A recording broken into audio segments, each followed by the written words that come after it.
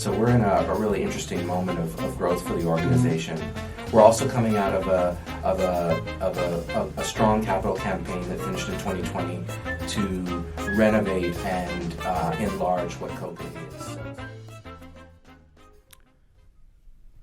Hello and welcome to a new episode of Latinidad in the Lou. I'm your host Miguel Rincan, and with me today we have Orlando Bolaños. But before we start talking with him, I just want to remind you guys to follow us on all of our social media accounts: Facebook, Instagram, LinkedIn, Twitter.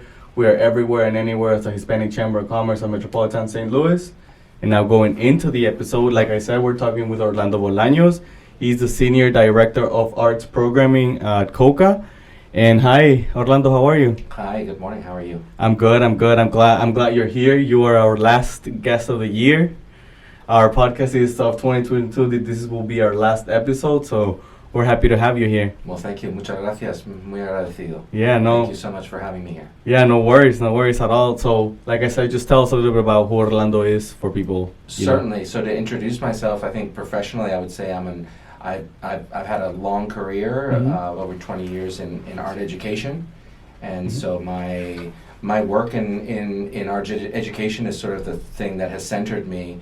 That started as a teaching artist, right, which is somebody that takes their craft in the arts very seriously, a professional, and then taking that knowledge into the classroom.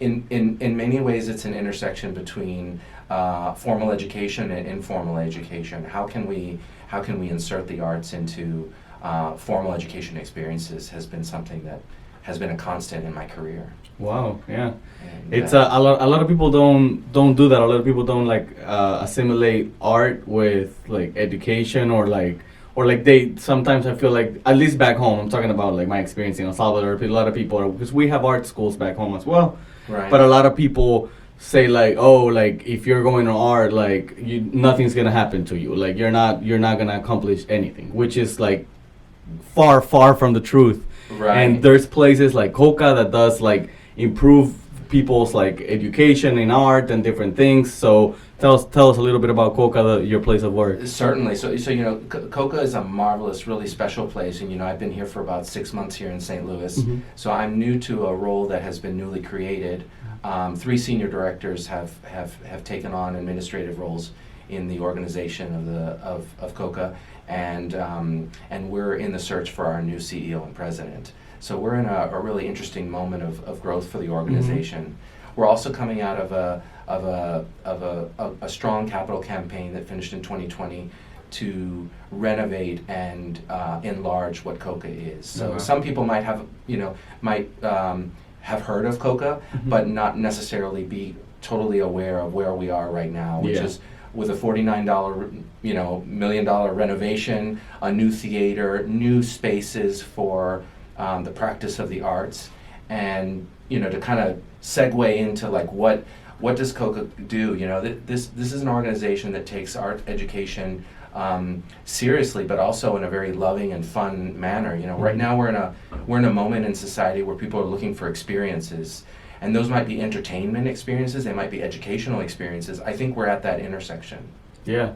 So we offer children, youth, and adults. We offer art education as an experience, right? And we do that for both people that want to do it recreationally. They just want to kind of introduce themselves to the world of the arts, or people or young people that are really interested in considering a profession in the arts. Okay. And we call that our pre-professional program. Okay. And I think that those are 2 things that sometimes people don't fully understand, that you can come and do an art experience and learn how to tap dance for fun, or you might be somebody that's aspiring to a career in dance, and you might be taking a number of classes, and one of them might also be tap, right? Oh, okay. So we offer, when we talk also about art education, I think we have to be specific. So COCA centers on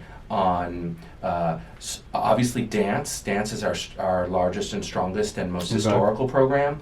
And so within the dance community, obviously, I mentioned tap, hip hop, ballet, and everything in between. So we have a large and broad range of offerings in that area of dance, and just really wanting to reinforce that you can do these as experiences, because you want you want to enjoy them, or because you're really interested in exploring a career in dance and you're looking for that as a career opportunity. Apart from dance, we also do theater, musical theater. Voice is a strong program as well, and then arts and design. So things like experiences with architecture, with drawing and painting, etc. Nice. That's great. I heard that you said that they did a renovation of $49 million.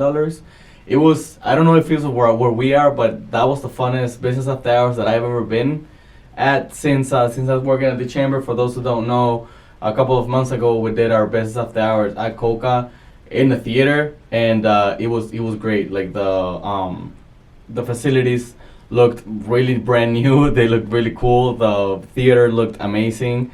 So I know that COCA is like improving, like you said, and growing, and I'm glad that more people are like getting to know what COCA is, because it's a great place, like you said, not only to be professional, because there's people that want to learn about arts, but they don't want to take it to a career to the next level or anything like that. They just want to, maybe that's their distressor, or maybe that's their gateway to something that's going on. So it's great that you guys also not only focus on like the careers, but also with people that are starting or only want to do it for fun. Right. Well, you mentioned your experience in El Salvador, right? Like, maybe the way a society, a culture, a city, views the arts. One of the things that's really important is to create to create a vision, right? To like, to borrow from like STEM education, we talk up. They use a term pipeline, right? To see where things are going, right? Like, what does doing a middle school science experiment, how does that connect me to a career in engineering, for example, right? And so I think in a parallel world, a STEAM world, right, where the arts is included in that acronym, is a space where we get to see this, and I think that this hits really at a cornerstone of what makes COCA so special. Is there are many places of quality that in our city and in our society at large that provide art education in different fields, right?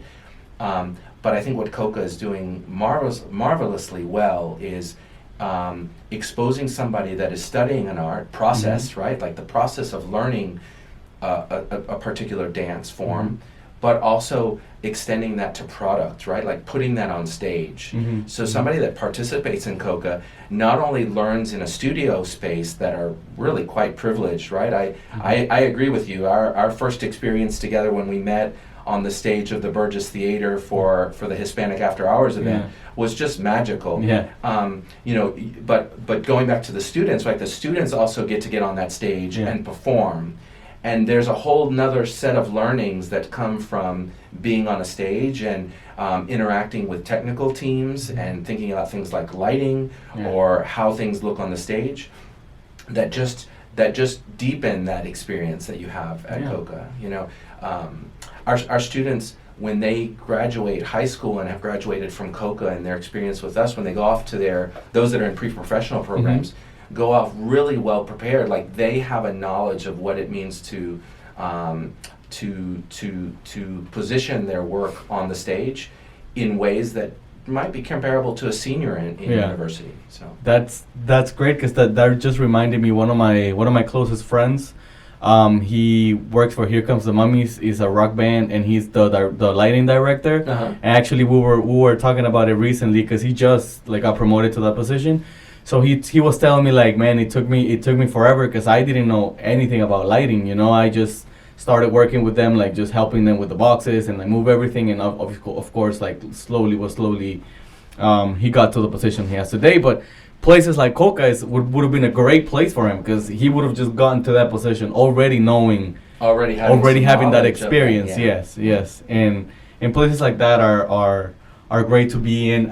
You were talking about integration and like how you want to integrate like education with the arts and like dances and stuff. I saw on your website you have like arts integration, like arts learning, professional development workshops. Can you tell us a little bit about what those are? Certainly. I think we've all had moments in our life, whether or not we've been privileged enough to be able to take art, right? Like that's not always something that everybody has had that experience.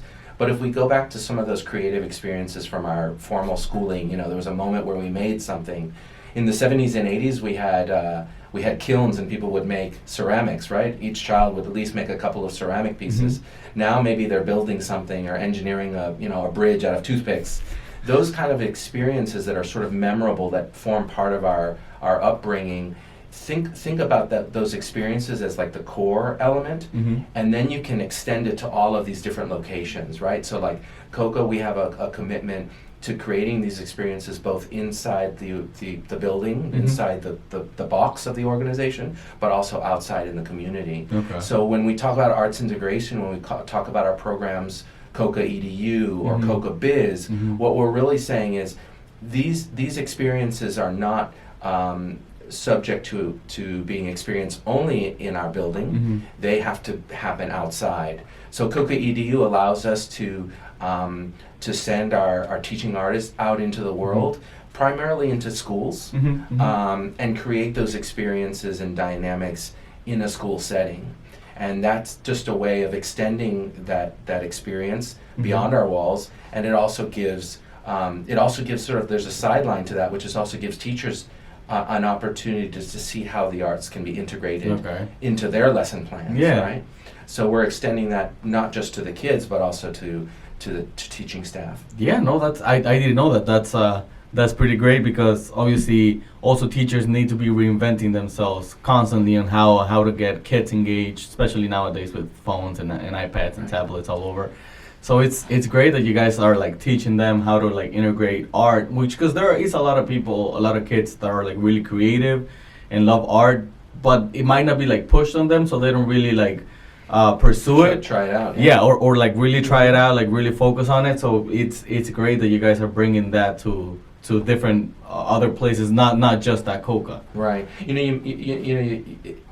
You mentioned like the teacher, right? Like having to renovate or renew themselves, or like thinking like, how am I going to do it differently this year? That's really hard when you're in the classroom. And so I just want to like sort of elevate the role of our teaching artist at COCA. The teaching artist is a person that has professionally trained for their artistic discipline. They're dedicated to providing that to our community, to returning to their community to teach. They've seen this sort of very personal, transformative experience that the art has given them. Art gives us choice because it gives us the creative vision. Have you ever heard of the 4 C's? I have not. So the 4 C's is connected to something that has been around for about 20 years, which was, this idea of 21st century skills. Okay. And so 21st century skills, really, I think it's interesting because a lot of these skills we would say that they're necessary regardless of what century you're living in. But the 4 C's are creativity, communication, collaboration, and critical thinking. And that's an umbrella, right? Like an umbrella. We could be very specific when we talk about critical thinking or creativity. But those skills, those 4 C's, are inherent in the work that artists are doing and in the creative process. And so, when we think about a teaching artist out in the world working in a classroom or with a group of corporate clients, like you're in a company and they're asked to do public speaking. Well, that's what an actor does on a stage, right? Pretty much, So that translation of skills is really interesting, but it's also interesting because, when you're in the arts, you don't necessarily always have to feel, I don't want to be exclusive and generalize, but generally you're having fun. Yeah. You're engaged in something that's creative, that doesn't feel like work. It doesn't feel like you're risking it all. Yeah. And so you practice within the arts skills that then transfer into your life. Plus, you're there because you want to be there. You want to be there. You're enjoying yourself, right? You're let's say you're doing improvisation, and you're in this experience, and you're having some good laughs, and then you realize, oh, wait a second. Well, I've overcome my stage fright because now I can, now I'm on the stage doing these other things. Yeah. No, that's fantastic. I was also seeing that you guys also have like winter and summer camps. How can someone what are the ages, and how can someone find your camps and register for them? Right. We have camps really for all ages. Okay. I would say up to like a 11 or 12, but there are some other intensive experiences that maybe go beyond that age group. Okay. But our website is really quite easy to navigate. Okay. So COCA, COCASTL.org. Okay. And put it at the bottom. Yeah, and when you're on our homepage, it's really easy because it says take a class, try out a camp, see a show, right? Like these. Our organization, as I mentioned, the process becomes a product, and so you can see these shows where our kids are performing.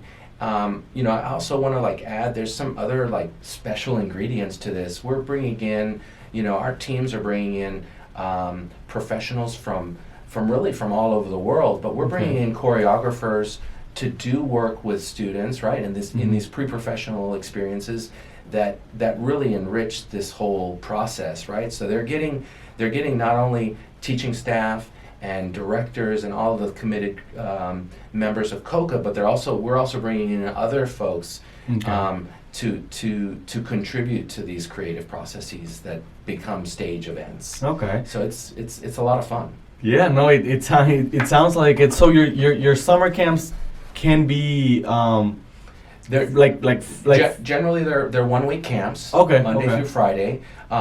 We also split the day into a couple of versions, right? So some people might want a whole day version and might sign up for a morning camp and an afternoon camp, and others might prefer just to have one afternoon camp. So there's some versions in there, and there's some flexibility around that. Okay. There's even camps that are designed for kids to have an experience like bringing something to the stage, right? So and all of these are, forgive me, I'm not so keen on the word pipeline, but I like the idea of a highway, right? Of something that's illuminated, a tunnel where you can sort of see, I'm in this moment, but I also have these other steps ahead of me, right? I could try out a summer camp and have an experience that gets me on the stage. For example, last summer and of course this upcoming summer, we'll have circus camps where you get to practice balancing on things and juggling and other types of circus-related events. And so you can imagine you do that and then you get hooked and then you say, I like being on the stage. And then that would maybe be a step towards getting into one of these other programs where you're working for a couple of months to get something on stage. Yeah, that's great. Do you guys also teach music, or is that separate from what you guys do? I think musical instruments, there might be a couple of opportunities, but really we center on voice. On voice, right? Okay. Musical theater. We just celebrated our recital here for the fall. There'll be another one in the spring, and it's just super exciting to see our kids evolve with their voice, but not only using your voice as an instrument, but also all of those necessary experiences of feeling comfortable in your skin when you're on the stage, right? So, here we are on a screen, but we're not. But imagine, you have to be enthusiastic, but then also be enthusiastic with your body, right? To get everybody involved.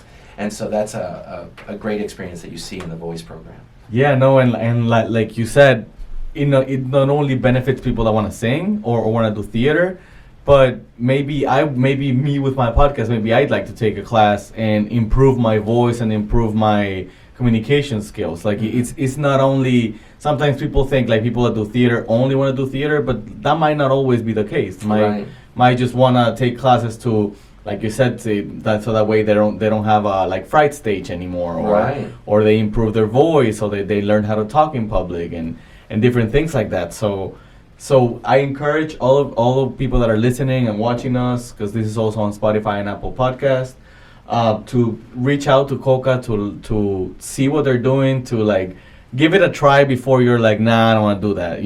It's always good to give it a try and anything before you just dismiss it completely. And now going, like I said earlier, we did a business after hours with you guys. You guys became a member of the chamber. And have you felt any help from us or involvement from the Hispanic community, Latino community since you joined the chamber? Well, my experience is kind of new, but I would say certainly me arriving today and being involved in the podcast series is certainly a consequence of that. I think it's probably it's a little too early for me to like sort of name somebody, but Yeah. but the thing that I lived, I think I'd like to share that, which is I lived a really special experience when we were together at the After Hours event, and there's two qualities about it. I think one was this quality of being able to business network, right? Like to see who in the community is part of the Hispanic Chamber. And what people are doing, that was very useful and informative, and I learned a lot. But there was also like a personal aspect to it. Like I felt in community. We had our nuestras charlas and our conversations around things that apply to those of us that are immigrants and that are first generation Americans, right? Like we come with things that we also want to express and share with people that have had similar experiences. Yeah. So that was my personal experience, and through that there was some networking opportunities that took place, and I do know that COCA has moved forward on some of those opportunities, and we are working to have more Hispanic representation on our board. I'm happy to hear and that. I think that I think when that is fulfilled, we will be able to say it was directly related to our relationship and to the After Hours events. I'm glad that we could help in anything possible. If somebody wants to contact COCA to become a member, or they want to donate to you guys, how can they do that? Where do they need to go? There's a very specific tab at the top of the COCA website, and it's to support COCA. Okay. And there you can see ways in which you can there's different ways of getting involved. You can volunteer for an event as well, right? And then of course, yes, there are membership opportunities. And other ways of sponsoring events at COCA. Okay, perfect. Anything else you'd like to tell our viewers, our listeners today before we wrap it up? I think as a newcomer to St. Louis, I would want to express a level of gratitude and thanks particularly to the Hispanic Chamber of Commerce. I think my experience has been very positive. And I would attribute part of that to meeting all of you. Yeah. So thank you so much for that. I'm appreciative of these 6 months and where I am as far as my position at COCA, but also with relation to the greater community. Yeah, no, that's great. We're happy to have you guys as a member. We're always here to help, and vice versa, right? But we have reached the end of Latinidad in the Lou. This, like I said earlier, this was the last episode of 2022. We'll see you guys again next year in 2023. I am Miguel Rincan, Orlando Bolaños, and we'll see you guys in the next one. Thank you.